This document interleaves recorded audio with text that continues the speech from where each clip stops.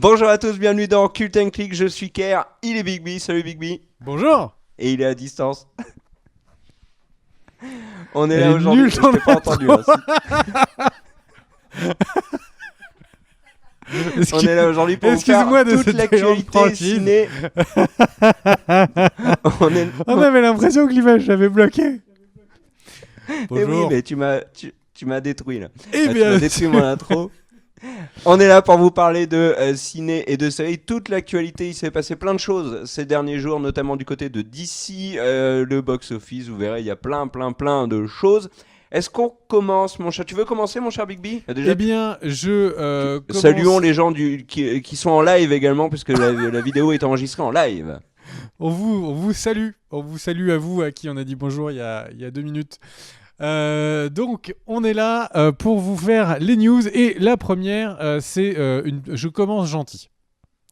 On m'a dit les news il faut aller vraiment crescendo, d'abord tu commences gentil et ensuite tu tapes extrêmement fort.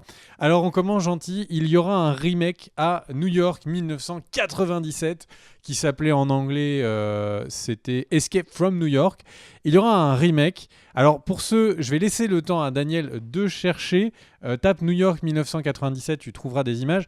Ce film avait énormément marqué l'imaginaire de l'époque. L'histoire, c'était Kurt Russell, qui était un militaire qui allait à New York, qui était devenu une espèce d'île-prison pour aller récupérer une cible et sortir de là. Donc dans un univers post-apocalyptique. Et cet univers, même si le film n'était pas non plus dantesque dans son univers, mais son univers a extrêmement marqué les gens de l'époque, notamment le monde du jeu vidéo. Solid Snake et clairement le personnage joué par Kurt Russell sont des espèces de frères siamois. Ils sont vraiment inspirés, Hideo Kojima s'est vraiment inspiré de ce film pour créer Snake. L'univers post-apocalyptique de cette île-prison a vraiment été repris dans pas mal d'animes. Et donc ce film qui est sympatoche en plus, mais qui est... je suis peut-être un peu dur. Qui reste dans les films un peu cultes de l'époque, mais qui est sympatoche. Quand on le regarde maintenant, peut-être qu'on est un petit peu déçu.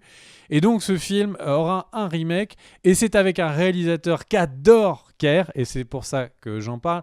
C'est Light Wannell qui va donc écrire et réaliser ce remake. Light Wannell, qui est donc le réalisateur que tu adores parce que c'est celui qui a fait Les Sauts et qui travaille notamment sur la série Insidious.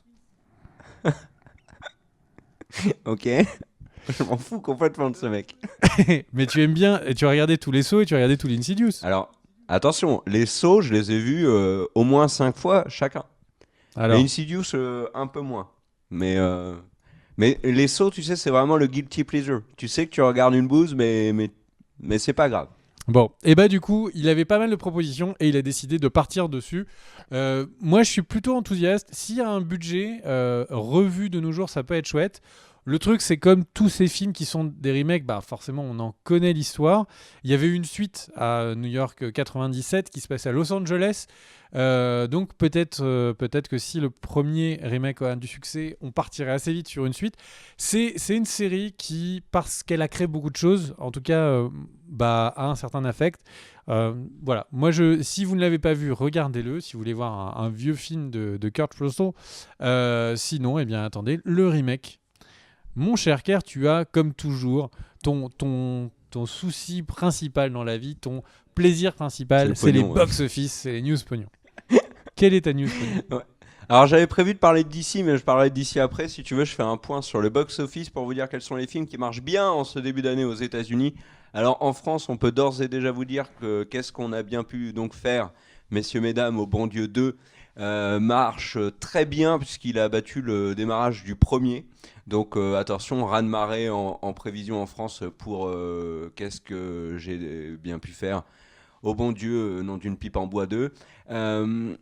Il pourrait peut-être même finir l'année en tête du box-office et se faire Avengers et Star Wars. On n'en est pas là, mais c'est possible. Aux US, il n'y a pas de Christian Clavier, ils ont beaucoup de chance. Bon, ils ont d'autres problèmes. Et c'est Glass qui domine le box-office, le nouveau film de M. Night Shyamalan. Et toujours en tête actuellement, il devance notamment Aquaman qui est troisième et qui continue de marcher très fort sur le sol américain. Il a dépassé les 300 millions de dollars aux US, 316 pour être plus précis.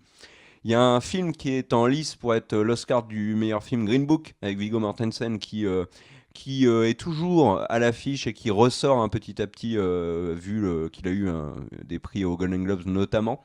Et puisqu'on parle de... je vais mettre un petit mot aussi sur Dragon Ball. Super Broly qui marche aussi très bien aux US. Alors on n'a pas le box-office d'un très très gros film, hein, mais c'était pas du tout l'objectif pour ce film Dragon Ball. Les fans se sont déplacés en masse et le film arrive bientôt en France. Et on soulignera aussi, petite info, que Black Panther sortira à l'occasion... en février, pendant une semaine, il ressortira dans plus de 600 salles du groupe AMC et les séances seront gratuites. Donc voilà, pour Black Panther, qui est d'ailleurs, on le rappelle, un des films les plus nominés aux Oscars de cette année. Alors va-t-il gagner? Je ne pense pas, mais en tout cas, il a beaucoup de nominations techniques principalement. Donc voilà pour le point pognon. À toi.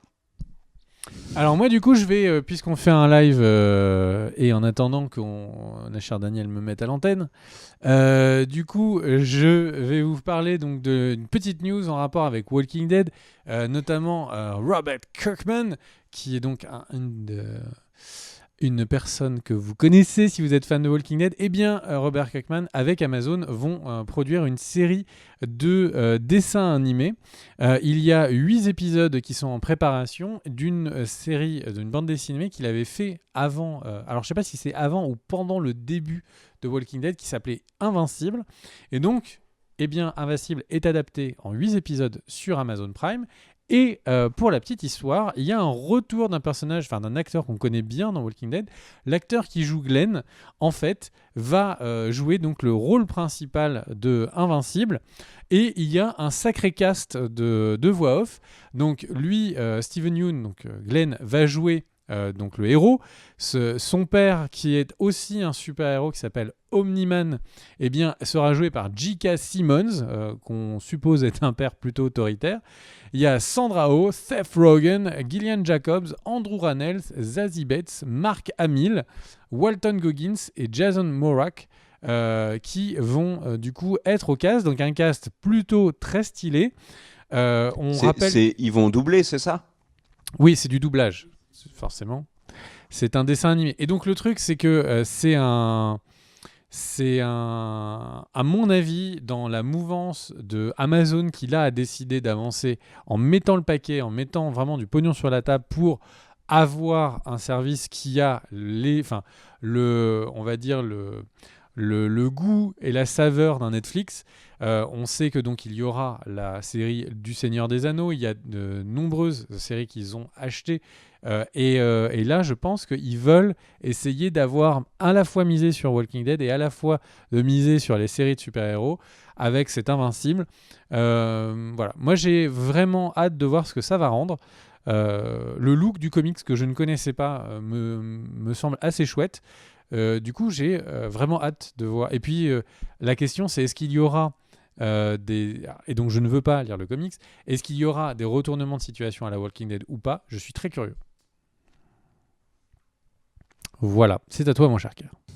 Ouais, alors moi je vais vous parler de DC Comics parce que ça bouge beaucoup du côté de DC et de Warner. On a fait une vidéo il y a quelques mois maintenant, semaines, pour vous dire, pour faire le point un petit peu sur la situation chez DC. Hein. On vous rappelle qu'Henry Cavill avait été annoncé sur le départ, ça n'a pas été confirmé. Ben Affleck avait également été annoncé sur le départ, mais sans confirmation. Il y avait plein de projets qui semblaient être en stand-by. Et en fait, DC attendait, la Warner surtout attendait énormément d'Aquaman pour trancher. Et Aquaman ayant été un beau succès, il y a plusieurs décisions qui ont été prises du côté de DC. Alors peut-être qu'on le développera bien plus dans une vidéo spécifique, mais en tout cas faisons le point rapidement maintenant. Alors déjà du côté de la Warner, on estime que le succès d'Aquaman encourage le développement de films indépendants sur un super-héros et non d'une équipe. Donc, la Warner a expliqué qu'il n'était pas favorable au développement d'un univers. Alors c'est un peu paradoxal puisque on sait qu'il travaille avec Justice League notamment, l'arrivée de Flash, de Cyborg et les films à venir sur l'univers étendu DC Warner, dont le nom officiel n'a même pas été officialisé par un communiqué, c'est-à-dire les Worlds of DC. Il n'y a même pas de nom officiel en fait dans les faits pour cet univers partagé. Et donc là, avec le succès d'Aquaman en solo, on peut s'attendre au développement de nombreux films solo et donc de fait de Justice League 2 qui arriverait peut-être jamais. D'ailleurs, la réalisatrice de Wonder Woman, Patty Jenkins, qui réalise le 2 1984, a annoncé qu'elle n'était pas du tout favorable à l'arrivée de Justice League 2 prochainement. Et on rappelle que Patty Jenkins avait critiqué Justice League, notamment pour le traitement des Amazones. C'est vrai que les Amazones n'étaient pas du tout traitées et n'étaient pas du tout traitées correctement, je trouve.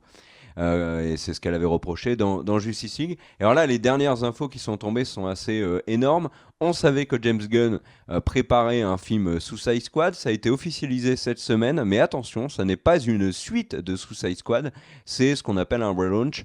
Donc, c'est-à-dire qu'on va prendre une partie des acteurs, on ne sait pas lesquels, on va les garder. Les autres, et en très grande majorité, on va les dégager. Les rumeurs disent que Margot Robbie reviendrait en Harley Quinn.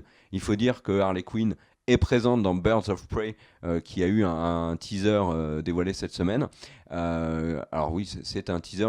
J'ai vu pas mal de tweets dire que ça n'était pas un teaser, mais c'en est bien. Et donc Margot Robbie pourrait être dans Suicide Squad 2. Il y a des rumeurs qui disent que Will Smith, qui avait beaucoup plu dans Suicide Squad, pourrait revenir dans le 2, mais rien n'est fait. Et à mon avis, alors même si on n'a pas de confirmation, tous les autres personnages devraient soit être recast, soit dégagés. Il n'y aura pas les mêmes personnages que dans le premier, et il n'y aura certainement pas les mêmes acteurs. Donc voilà, et c'est James Gunn qui sera à la réalisation de ce film qui s'appellera The Suicide Squad. Donc vous voyez, il n'y a pas du tout de 2 ou de Reloaded, tout ça, tout ça. C'est vraiment, on n'a pas aimé le premier, on repart, on refait tout et on oublie. Alors bien évidemment, l'annonce a été accueillie avec un certain scepticisme parce que les gens ont peur que Suicide Squad se transforme en Gardien de la Galaxie. Sauf qu'il n'irait pas dans l'espace, bien évidemment. On verra ça. Et l'autre grosse info d'ici de la semaine, c'est la confirmation du renvoi de Ben Affleck. Il ne sera plus Batman, il ne sera plus Bruce Wayne, si ce n'est dans notre cœur, pour toujours, Ben. Il ne sera pas dans le prochain film de Matt Reeves. Donc le prochain film de Matt Reeves, on le savait, devrait se concentrer sur un Batman plus jeune, ce qui explique Daniel, tu que m'as mis certaines là. rumeurs annoncent par exemple Kit Harington, Jon Snow, pour incarner le personnage. Mais il y avait aussi la fameuse rumeur de la présence d'un Batman plus vieux dans certaines scènes du film. Ça ne sera donc pas Ben Affleck, c'est une certitude. Maintenant, le Batman plus vieux, je pense même qu'on peut l'oublier dans le film de Matt Reeves. Voilà, ça a été tranché. Alors, moi, j'ai pas spécialement d'avis sur l'envoi de Ben Affleck, si ce n'est que je trouve qu'il n'a pas vraiment eu sa chance parce qu'il n'est pas particulièrement mis en valeur dans BVS et puis dans Justice League. Le développement qu'ils font de Batman trahit un petit peu l'identité même du personnage dans les comics ou dans les autres films. Par exemple, avec la phrase où il dit moi, mon pouvoir, c'est l'argent. Mais dans les faits, si on regarde la trilogie de Nolan, c'est pas du tout l'argent le pouvoir de Bale. Enfin, si, c'est grâce à l'argent qu'il peut s'acheter tout ça, bien évidemment, mais c'est pas du tout ce qu'il met en avant. Il utilise cet argent pour faire le bien enfin voilà. Donc moi j'ai trouvé que le traitement de Batman dans les Justice League était problématique et Ben Affleck en a forcément pâti énormément. Donc voilà, mais bon, Ben Affleck a de nombreux problèmes qu'on le laisse régler tout seul dans son coin. Il n'est plus Batman, on verra donc qui va l'être. N'hésitez pas d'ailleurs dans les commentaires à nous dire qui vous voyez dans la peau de Bruce Wayne, dans le costume de Batman. Alors, il faut partir du principe que ça sera un acteur plus jeune. Donc si vous nous dites par exemple Anthony Hopkins, voilà, Anthony Hopkins, ça marcherait pas par exemple, hein, soyons honnêtes. Voilà pour les news d'ici. Quel est ton avis là-dessus, mon cher Bigby? Que ce sera Idris Elba. Ça serait cool, hein. Pas du tout. Moi j'aimerais bien. Moi, j'aime bien quand on respecte le personnage d'origine, personnellement. Mais en gros, le truc, c'est que qui peut jouer ce rôle maintenant bonne chance au studio, parce que Christian Bale avait, avec American Psycho, montré qu'il était capable de jouer un gentleman avec une petite touche de folie. Et du coup, c'est ça qui lui avait permis, entre autres, d'aller sur dans la Batcave. Donc là, en fait, je pense qu'il faut vraiment jouer sur un acteur qui est montant, qui a un peu de charisme. Mais en fait, qui sont les acteurs montants en ce moment? J'arrive pas à te trouver de nom. Il y a Richard Madden qui a vraiment Hein? crevé Kit l'écran avec Harington? Bodyguard et qui a eu un Golden Globes. Ouais, Kit Harington, Et, il est trop. Ouais, Kit Harington me dit Daniel. Ouais, c'est limite, c'est c'est limite possible, hein. un des rares. Mais vraiment, en acteur montant, je trouve qu'on a peu de gens. Ah, Tom Hiddleston Vraiment, sur le vraiment peu chat. de gens. En Non, fait, c'est mais. les mêmes noms qui reviennent pour James Bond. Moi, ce que je regrette, c'est le fait de prendre un Batman jeune. J'aurais préféré vraiment qu'il joue la carte du Batman plus vieux. Mais Ce qui, c'est un Batman jeune. Alors, ce n'est qu'une théorie, mais c'était, de mon point de vue, un Batman jeune parce qu'il y allait avoir le Flash avec le Flashpoint Paradox qui était une espèce de voyage dans le temps, monde alternatif et tout, et ça permettait de faire une vraie suivi d'histoire en fait. Et comme on avait pendant ce temps-là la Justice League qui montait avec au fur et à mesure une histoire suivie avec Darkseid, on se rappelle que dans Batman vs Superman, déjà il y avait des clins d'œil à l'arrivée de Darkseid et au fait que la Terre allait devenir un peu une apocalypse.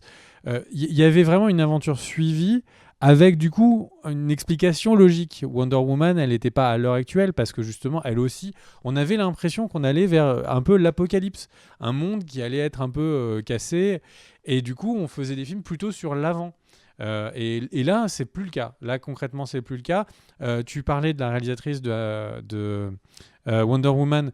Et ben là, par exemple, elle a annoncé que le 3 serait de nos jours. Donc voilà, on est un peu en train de lâcher cette méta-histoire qui était en train d'être travaillée pour être sur une base plus classique de c'est des héros, ils sont chacun dans leur coin, on les suit aujourd'hui, et puis dans les faits, de toutes les manières, ils ont l'espèce de Arrowverse qui en télé continue d'avancer et qui est complètement parallèle, et du coup c'est un peu bizarre. The Flash, c'est pas un succès, mais c'est quand même la 6e saison qui est annoncée. Et en même temps, on a un film sur le Flash qui est pas le même. Enfin, je pense que DC là est en train de se prendre un peu les pieds sur le tapis. Et enfin, ça fait quelques temps déjà. Et du coup, ils arrivent pas à unifier. Et du coup, ils ont dit bon bah, enfin, c'est littéralement ce qu'ils ont dit. On abandonne l'unification. Maintenant, on travaille. Et c'est très symptomatique de la plateforme DC Universe. Qui est en ligne, qui coûte 7 dollars par mois et qui est disponible que sur certains territoires. C'est pas le cas en France. Et en fait, quand on va dessus, j'ai eu la chance d'avoir un compte via un cousin américain. Et le truc, c'est que ce qu'on voit, c'est que en fait, les vrais cartons, c'est les films d'animation récents. C'est l'actualité de la plateforme, c'est Reign of Superman qui vient de sortir, qui est plutôt pas mal d'ailleurs. C'est Young Justice dont on fera une vidéo dans quelques jours. Et en fait, le reste, c'est du comics. Le reste, c'est vraiment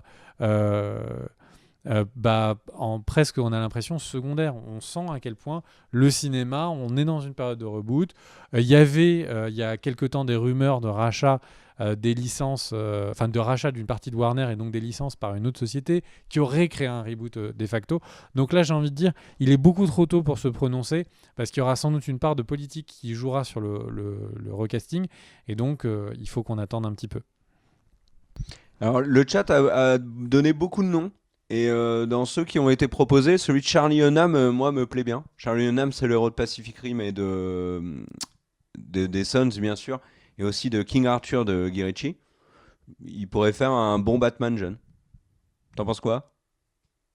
Pourquoi pas? Pourquoi pas? Après, il y a aussi des Ok. gens sur le chat qui parlent de Alexandre Astier.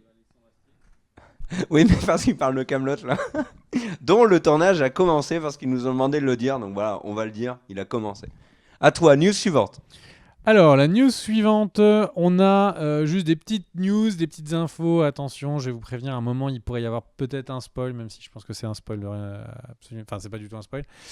Sur Avengers Endgame, donc il y a eu des reshoots, donc ils ont légèrement corrigé ou changé l'histoire en septembre-octobre 2018, donc c'est officiel, il y a eu un reshoot, et il y a également des parties du film qui sont tournées, et Marvel a voulu expliquer que ce n'était pas un reshoot, que c'était en fait le film même qui était en train, donc là je parle sur courant janvier, pas, on enregistre début février, mais c'est retournage et tournage était sur fin janvier, était pour des scènes qui demandaient des effets spéciaux supplémentaires. Alors je me suis renseigné, c'est pas visiblement quelque chose de rare chez Marvel de tourner en fait des scènes qui sont prévues depuis le début mais très très tardivement. Parce que là, on rappelle, Endgame, c'est dans vraiment pas longtemps. Et pourtant, on a eu donc des actrices qui ont mis des photos d'elles en costume. Et donc, bon, c'est un mini spoil. Donc, je garde la main comme ça le temps du spoil. Si vous voulez mettre mute, je vous laisse 3, 2, 1. Et donc, il y a Zoé Saldana avec Gamora. Qui du coup a montré des photos d'elle pendant ce reshoot. Et il y a également l'actrice qui joue Nebula, qui a elle aussi montré fait des tweets laissant sous-entendre qu'elle était en train d'être présente à ces reshoots. Donc un moment, peut-être un flashback, peut-être un moment Gamora est là, ça on n'en sait rien, c'est pas du spoil. Mais en tout cas, les deux tournent la même journée, donc on peut supposer ensemble. Voilà. Moi j'ai une théorie. Ouais. Je pense que en fait c'est pour les obsèques de Drax. Alors pourquoi tu n'es-tu plus sur ta caméra ? Bah, en fait, je m'étais mis sous le bureau pour pas entendre ton spoil. C'est tout. Mais là, je suis revenu et c'est possiblement pour les obsèques de Drax qu'on retrouve tous les acteurs, puisqu'on peut imaginer que Disney a fait un reshoot, un ajout de scène pour tuer le personnage interprété par Dave Bautista après toutes les magnifiques déclarations qu'il a fait sur Disney. Puisque tu es dans le troll, pourquoi ne pas imaginer que Drax sera re-shooté comme étant le futur Killer Croc de Suicide Squad pour rejoindre son ami réalisateur. Enfin bref, donc autre info du côté alors info, prenez ça avec des pincettes. Du côté donc de Marvel, il y a un podcast qui s'appelle #Show. The #Show, qui a eu quelques insides sur Marvel il y a quelques temps. Et là, cette fois-ci, ils disent que c'est le retour de Robert Cargill et de Scott Derrickson, qui était le premier réalisateur de Doctor Strange et une des personnes qui était au scénario, donc je parle de Cargill, qui donc serait en train déjà de travailler sur le 2. Ce qui, mis en parallèle de l'information que les deux ont à plusieurs reprises sur leurs réseaux sociaux dit que vraiment s'il y avait un personnage qu'ils aimeraient travailler, ce serait Nightmare. On peut supposer que Doctor Strange 2 serait sur le méchant Nightmare. Alors qui est Nightmare ? C'est un peu comme dans le 1, c'est un méchant qui vient d'une autre dimension, la dimension des rêves, et qui en fait emprisonne, pour volonté d'emprisonner l'âme d'enfant qui rêve pour leur faire vivre des cauchemars et gagner en puissance comme ça, pour évidemment dominer tout le monde, comme classiquement avec les méchants. Et donc ça ferait penser un peu à l'histoire du 1. C'est aussi un méchant qui a été vu il y a très très peu de temps dans un film d'animation Marvel qui s'appelle Hulk, Where the Monster Dwells, là où les monstres se cachent, et où justement Doctor Strange et Hulk affrontaient Nightmare. Beaucoup d'éléments qui laissent à penser que ce sera lui le futur méchant. Et je fais juste remarquer que Nightmare est un personnage qui vit dans sa propre dimension, comme l'autre méchant de Doctor Strange 1, mais comme beaucoup de rumeurs sur Endgame, blablabla, voilà, d'autres dimensions existent, vous les avez vues, on vous les reverra. Ouais. C'est en à toi, attendant, on peut jouer avec Nightmare sur Soul Calibur. Moi, je veux parler de Marvel aussi avec Black Widow, mon cher Big B. Black Widow qui devrait très certainement, c'est pas officiel mais c'est tout comme, être le premier film du MCU R-rated, donc interdit au moins de 17 ans aux États-Unis. Du coup c'est une grosse nouvelle parce que déjà ça veut dire que le Black Widow va être violent. Mais Deadpool fait partie du MCU. Oui, mais justement c'est un très bon signe pour les franchises de la Fox qui ont été récupérées par Disney, et notamment Deadpool. Alors ils avaient déjà dit que Deadpool ne serait pas, qu'ils ne toucheraient pas à Deadpool, et donc on pouvait comprendre par là qu'ils laisseraient le film en R-rated. Sauf que Deadpool 2 a eu le droit à une sortie pseudo-Noël qui n'était plus interdit au moins de 17. qui est sorti il y a peu de temps. Et donc voilà, il y avait un peu des signaux à droite à gauche qui nous faisaient un peu douter. Là, l'arrivée de Black Widow en R-rated est très très rassurant, notamment c'est ce que j'avais dit sur Twitter, mais pour des franchises comme Alien, comme Predator. Alors, on se doutait bien que Disney n'allait pas faire ces films-là en pas R-rated, donc au grand public. C'est pas possible, mais si Disney accepte déjà de faire du R-rated, que ça marche pour eux, bah, du coup ils vont peut-être avoir envie de relancer certaines franchises et de proposer de nouveaux films. Il y a Die Hard bien sûr dans le lot, il y a Kingsman. Enfin, ces franchises qui auraient pu être menacées s'il y avait eu une intransigeance de Disney, ça n'est pas le cas. Donc c'est plutôt une bonne chose, il faut le souligner, alors qu'au même moment, certaines marques affichent très clairement leur volonté de produire des films et des séries sans aucune violence et sans aucune scène de nudité. Je pense à Apple, par exemple, qui a dit que sur sa plateforme, il n'y aurait ni violence ni sexe. Donc voilà. Donc ça, c'était la news Black Widow. On n'a pas plus d'infos pour l'instant. On attend la confirmation officielle de ce statut R-rated. Mais moi, je trouve que c'est intéressant. News suivante, mon cher Big B, en as-tu une autre? Alors j'en ai rapidement quelques autres. Il y en a une que je trouve assez marrante. Il y a donc dans Toy Story. Alors je rappelle que j'ai pas vu les Toy Story. Ouh, il a pas vu Toy Story. Oui. T'as pas vu Toy Story? Alors j'ai vu le 1, mais dans de mauvaises conditions. Du coup, je l'ai jamais fini et du coup, j'ai jamais regardé les autres.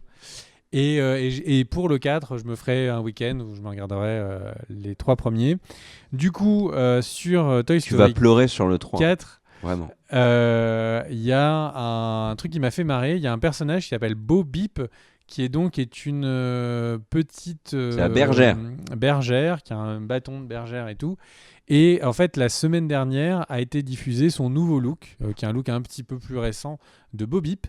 Et la PETA, et alors là, vous ne savez peut-être pas qui est cette association PETA, je ne le savais pas, c'est l'Association mondiale des bergers, a écrit une lettre ouverte au réalisateur donc, de Toy Story pour expliquer qu'ils espéraient que le bâton disparaisse du film. Très gentiment, le courrier dit à quel point ils apprécient le travail fait sur les films, mais que en fait ce bâton de berger en fait a été complètement abandonné par les bergers parce que en fait tu attrapais le mouton et c'est considéré comme et tu le tirais et c'est considéré comme une violence animale, enfin une violence sur les animaux. Et du coup, ils l'ont, c'est visiblement abandonné et c'est promu par PETA. Et donc ils disent, vous qui avez des valeurs de non-violence animale, comment avoir cet élément dans le film? Je pense que Pixar a dû être surpris. Pixar. Et je pense que vraiment le réalisateur a dû être surpris. Et donc la question c'est est-ce que aussi proche de la sortie du film ils vont réussir à le virer ce bâton? Je ne sais pas, mais le bâton de berger que nous aimons tous en fait c'était un bâton pour faire vraiment du mal et aux animaux. Voilà, savez-le si vous décidez un jour d'être berger, n'utilisez pas ce bâton. Ensuite j'ai enchaîné rapidement des petites news. Ouais, exactement, merci Daniel. Et si j'ai bien compris, c'est un personnage qui n'était pas dans le 3 mais qui était dans le 2. C'est la girlfriend de Woody. Ouais, elle est en amoureuse effet, elle de n'était pas Woody. dans le 3. Du coup, alors petite news, parce que je sais que c'est toujours un grand débat avec une partie des personnes qui regardent Cult & Click. Il y a plusieurs séries qui ont été tout simplement confirmées, donc on voulait en parler. Il y a Supergirl saison 5 qui est confirmée, Flash saison 6 qui est confirmée, Legend of Tomorrow qui est confirmée, Black Lightning saison 3 qui est confirmée et Arrow saison 8 confirmée. Eh bien, ça fait beaucoup de séries confirmées, donc à peu près l'intégralité du Arrowverse qui est confirmé.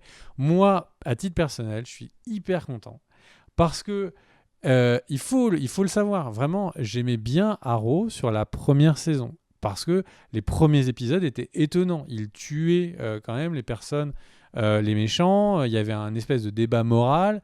Et cette série, j'ai l'impression ces séries, qu'elles sont hors contrôle total. Elles continuent. Les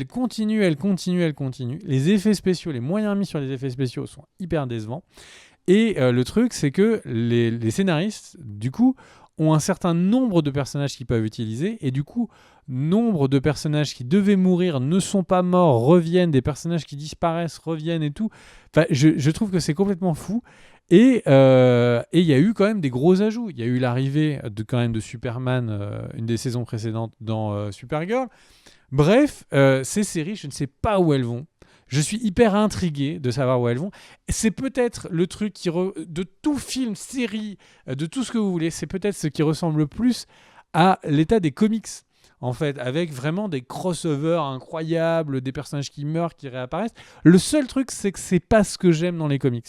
Cette impression qu'on a des comics qui sont étirés pour être étirés et des scénaristes qui sont parachutés, qui arrivent et on leur dit bon bah allez, il faut que tu me repimpes la série.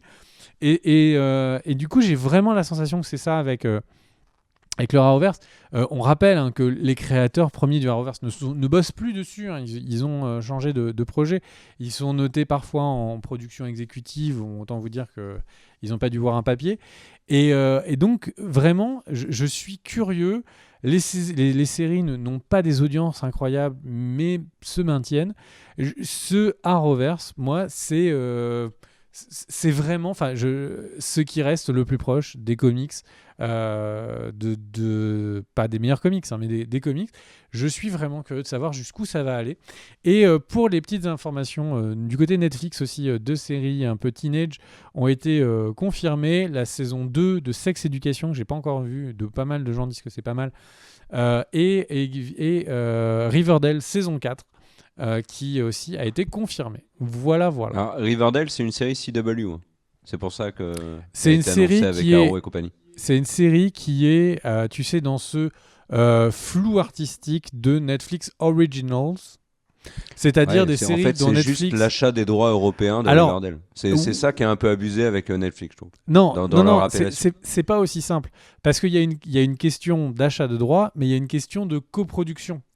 Et en fait, ils ont mis un moyen X. Est-ce que c'est $1 symbolique? Est-ce que c'est des millions de dollars? Est-ce que c'est des gens? On n'en sait rien. Pour participer à la production. Et comme ils sont diffuseurs uniques en Europe, ils sont considérés comme série Netflix Original. Mais de ce que je comprends, il faut qu'il y ait un élément, quelqu'un chez Netflix qui participe à la production, qui met du budget. Et donc Riverdale saison 4 est confirmée sur Netflix. Vous pouvez le voir sur Netflix en France. Voilà. Et alors, puisque tu parles des séries renouvelées, sachez que Shameless reviendra pour une saison 10, et ce malgré le départ de son héroïne, donc Amy Rossum, qui joue Fiona Gallagher, qui elle ne reviendra pas, elle l'avait annoncé. Il y avait des doutes sur l'arrêt de la série, et au final, non, elle reviendra pour une saison 10. Concernant Punisher, on n'a aucune info, mais il n'y a pas beaucoup d'illusions sur le fait que la série va être annulée. D'autant que la saison 2 a des critiques très très mitigées. J'ai pas l'impression qu'il y ait un emballement particulier sur cette saison. Concernant Titans, la saison 2 reviendra sur Netflix. Il y avait des doutes. Est-ce que ça allait arriver sur la plateforme de DC? Non, ça arrivera sur Netflix, ce qui sous-entend que la plateforme de DC ne va pas du tout arriver en Europe maintenant. Et Titans, le tournage se termine vers octobre 2019. Il y a assez peu de chances, à mon avis, qu'on voit Titans en 2019 pour la saison 2. Ça pourrait plutôt être 2020.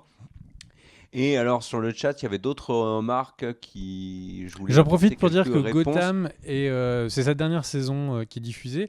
Et peut-être que le chat répondra. C'est les trailers de cette dernière saison, je les trouve assez réussis. Ça m'a donné envie, en fait. Donc, je crois que j'en suis à la saison 2 ou 3. Ça m'a donné envie de faire le bon et de juste commencer à partir de cette saison. Parce que là, c'est vraiment genre l'apocalypse à Gotham. Gotham est pris par tout le monde.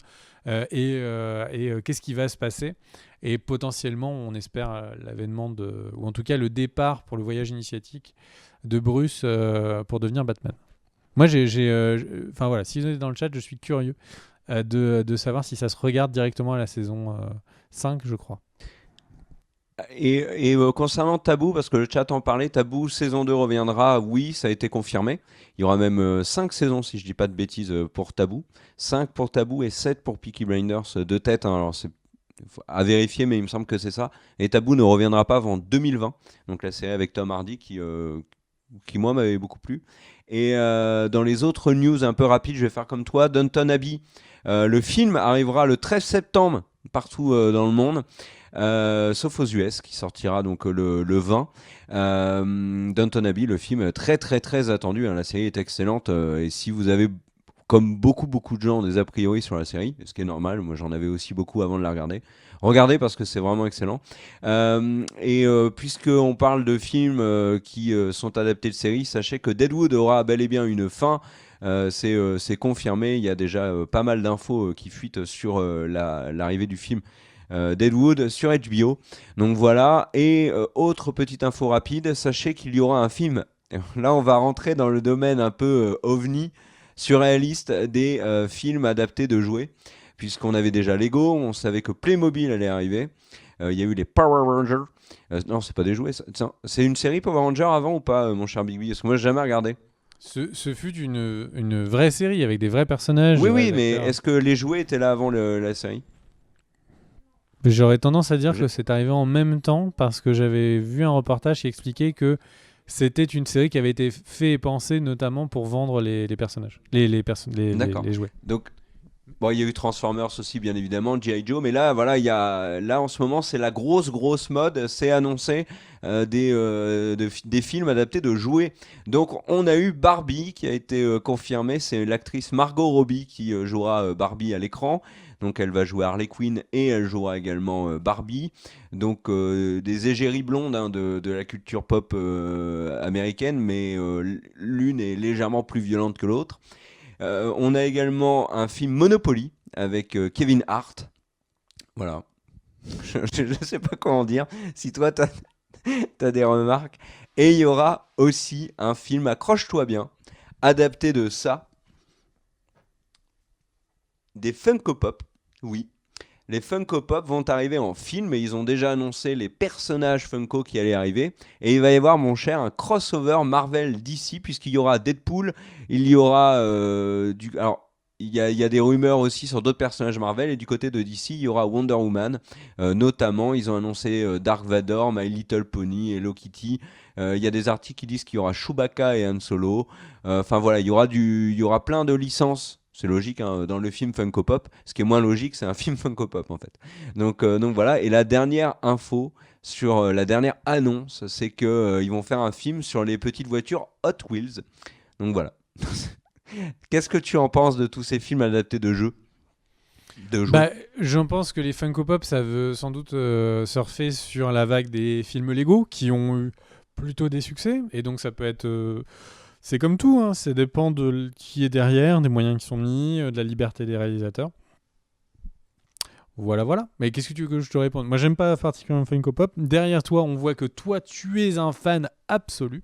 On rappelle que tu as sur ton omoplate gauche la Funko Pop de Daenerys, qui a été tatouée à l'encre maori, un truc assez rituel. Et, juste en dessous de ma Funko La Reine des Neiges. Exactement. Et les deux s'entremêlent au niveau de leurs pieds. Du coup, alors, par contre, tu as dit quelque chose qui m'intéresse. Tu as dit, je n'aime pas particulièrement les Funko Pop. Ça ne concerne pas la Funko Pop de Batman que je t'ai offerte. Non, celle-là, tu sais très bien que elle est sur mon étagère et que tout le monde peut la voir quand il rentre dans ma cave. À côté des paquets de pâtes. Mais non, mais par contre, j'ai la Funko Pop qui est vraiment dans mon salon, que nous avait offert quelqu'un qui regarde souvent Cult & Click, qui s'appelle Marc Ideli, et qui avec le temps s'est mis à travailler avec nous sur Cult & Click, et qui est d'une aide précieuse. Et donc Marc Ideli nous avait offert des Funko Pop personnalisés. Du coup, j'ai ma Funko Pop dont je suis assez fier. Je l'ai là, je peux la montrer si tu veux. C'était une petite page de pub pour que Kerr puisse aller chercher la Funko Pop. Moi, je vais enchaîner sur mes news en attendant. Si j'arrive à retrouver mes news. Donc, ma news suivante, c'est pour rappeler qu'il y a un peu plus d'infos sur My Hero Academia, donc qui est un des animes les plus successful du moment. Rapproche-le de toi. Rapproche-le de toi. Voilà. Ouais. Là. Donc ça, c'est vraiment les fringues que je portais sur la photo. Ma barbe et tout, il y a mon grain de beauté, ma montre et mes bagues. C'est tellement beau, putain. C'est vraiment ma Funko préférée. Ouais. Voilà. Qu'est-ce que je disais ? Oui, et donc en gros, My Hero Academia, saison 4 a été donc confirmée. Bon, c'était déjà confirmé parce que la saison 3 se terminait, on comprenait qu'il y avait une suite. Et alors, quelles sont les infos ? Il y aura 25 épisodes, donc ce ne sera pas comme la première saison, c'était une demi-saison. Ce sera en octobre 2019. La date n'est pas entièrement confirmée, donc ça peut légèrement bouger, mais ce sera en octobre 2019. On en était où ? On en était ensuite sur les news très rapides. Je voulais juste rappeler, on le faisait avant, on le fait, et c'est dommage, rappeler qu'est-ce qui sort au cinéma la semaine prochaine pour terminer les news.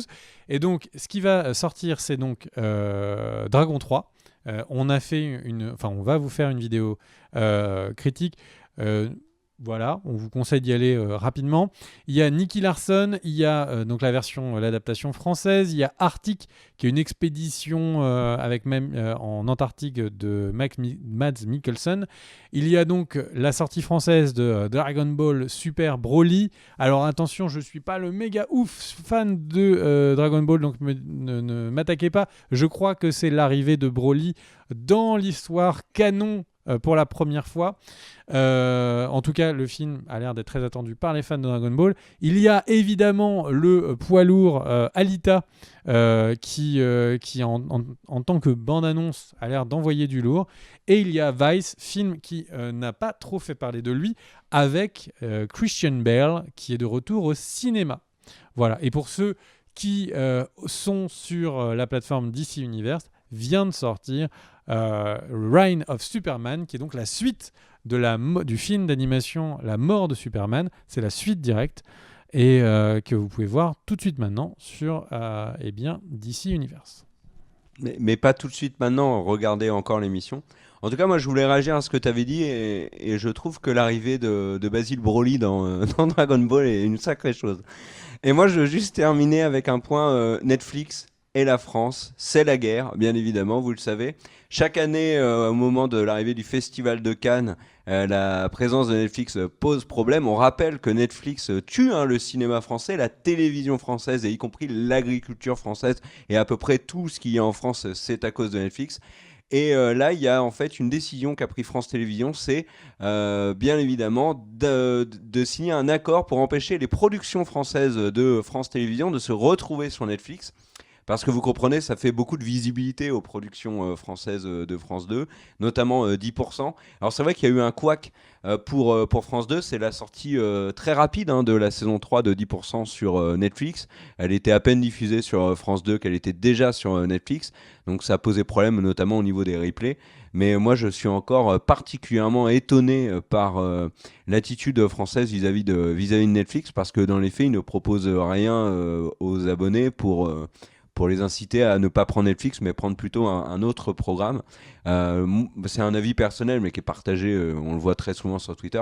Je ne suis pas persuadé que c'est avec Nicky Larson, ou qu'est-ce qu'on a bien pu faire au bon Dieu, la suite du deuxième, enfin la suite du premier, qu'on va séduire le public. Et voilà, donc... Bon, il y a un grand dossier à faire là-dessus, parce qu'il y a beaucoup de choses qui se préparent dans les mois à venir, notamment avec l'arrivée d'une multitude de plateformes à la Netflix, qui fait qu'au final, il y en aura tellement que les gens qui n'ont pas beaucoup d'argent risquent de foncer, de retourner sur le téléchargement illégal. Il y a vraiment eu... Il y a plein de choses à dire là-dessus, mais en tout cas, voilà, je voulais faire un petit point sur l'accord anti-Netflix de France Télévisions. C'est un petit peu tristouné tout ça. T'en penses quoi, toi ? Alors, je vais pas réagir sur ce que tu dis précisément parce que ça mérite une vidéo entière. Le cinéma français contre Netflix en 2017 à Cannes, à l'heure actuelle, ça fait déjà 6 mois que les patrons de grandes chaînes françaises font des tacles très réguliers à Netflix en disant que c'est déloyal, etc., etc. Je veux pas rentrer là-dedans. Le truc, c'est que, par contre, ce que je peux vous dire, c'est que là où j'ai vraiment pas l'impression qu'ils ont compris 2019, c'est quand on sait qu'une partie de France Télévisions et une partie des grandes chaînes a décidé de désinvestir YouTube, disant qu'il n'y avait pas de retour sur investissement financier. Ils ont entièrement raison. Il n'y a pas de retour financier de mettre des vidéos sur YouTube. On est bien d'accord. Par contre, d'aller se désinvestir du numérique là où il y a des gens, ça paraît étonnant. En tout cas, je suis très curieux. Enfin, quand je dis qu'ils n'ont pas compris, je suis très curieux de savoir qu'est-ce qu'ils vont nous montrer qu'ils ont compris d'Internet. Parce que pour l'instant, à part les voir faire ce qu'ils savent très bien faire, la télé est très bien produite. Les émissions, il y a une qualité technique qui est vraiment régulière. Moi, je me suis mis, alors que je regardais plus du tout à regarder la télé, je me suis mis à regarder beaucoup d'émissions d'ESPN parce que fan de basket, c'est quand même un des nœuds pour avoir le plus d'informations. Alors vous allez me dire c'est la télé américaine, mais le truc c'est que vraiment la télé sait produire des choses de qualité. La question c'est que, moi j'ai l'impression qu'elle ne sait pas produire des choses qui m'intéressent et de ne même pas être présente là où potentiellement il y a le plus grand nombre de personnes, plus grand nombre de personnes chez les jeunes, eh bien je trouve ça un peu étrange et un peu bizarre. Qu'est-ce qu'ils vont faire ? J'ai hâte de le voir. Voilà. Ils ont des qualités, ils ont des forces, ils ont un pognon monumental comparé à n'importe quelle petite production YouTube. Donc j'ai envie de dire, ils ont plein de clés en main. On va voir ce qu'ils vont faire. Voilà mon cher K. Moi de mon côté, les news sont terminées. Ouais, moi mes news sont terminées. Moi je pense qu'on peut conclure si tu veux. Avec le chat qui déménage le studio d'enregistrement, enfin mon bureau quoi. On peut arrêter là si tu n'en as plus non plus, mon cher. J'avais coupé mon micro. Et donc, passons tout de suite on va vous dire merci pour avoir regardé les news. Pour ceux qui les regardent en VOD, ceux qui sont en live, on va tout de suite enchaîner sur Walking Dead. Eh bien, merci à tous d'avoir regardé l'émission. N'oubliez pas le petit pouce bleu, n'oubliez pas les commentaires, ça aide énormément au référencement des vidéos sur la chaîne. Et merci Daniel, quelle classe. Et évidemment, n'oubliez pas le Tipeee, les revenus YouTube, c'est pas ça. Et pour continuer à faire Cult & Click, ça nous aide énormément. Donc merci à tous les tipeurs. On se retrouve du coup demain pour une prochaine vidéo. Let's go!